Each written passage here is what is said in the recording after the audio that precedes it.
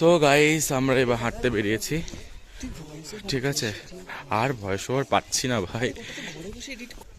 তো এই যে এখন হাঁটতে বেরিয়েছি, আর এই যে এত সুন্দর লাগছে এই জায়গাগুলো, প্রচুর টাইম লাগে ভিউ পয়েন্ট যেতে। জুলু রেসিডেন্সি আবার নতুন, দেখ ফোন কর। তো চলুন আমরা যাই একটু দেখি কত কি সুন্দর লাগছে। এই যে আমরা এখন জঙ্গল পাহাড় চারিদিকে যাচ্ছি, রাস্তাটা উঁচু রাস্তা, বাট শুনতে বেশ ভালো লাগছে, মানে সরি হাঁটতে বেশ ভালো লাগছে। আর এই অর্কিড ফুটেছে কত সুন্দর সুন্দর, নিয়ে গেলে লাভ নেই।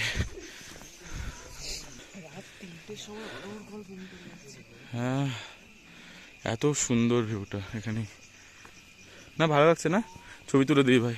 তো আমি মৃদুল বেরিয়েছি, পেছনে সৌরভও আছে, আর হেভি এনজয় হচ্ছে, কিন্তু হেভি লাগছে, কিন্তু হেঁটে হেঁটে যেতে বেশ একটা হাইকিং ফিলিং হচ্ছে। হ্যাঁ রোদটাও হালকা লাগছে, এই যে হালকা রোদ উঠেছে এই দিকটায়, দারুণ আছে। আমি জান আপনাদেরকে ভিউটা দেখাই, এটাই মেন, এখানে বেশ ভালো লাগছে। হ্যাঁ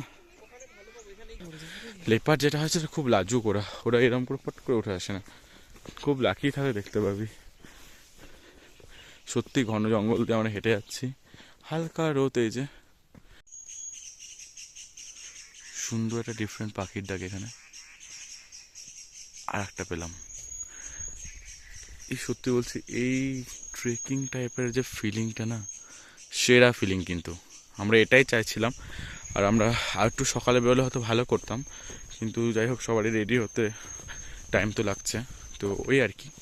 বাট বেরিয়েছি, এখনও ভালো লাগছে বেশ, দেখি কতটা যাওয়া যায়।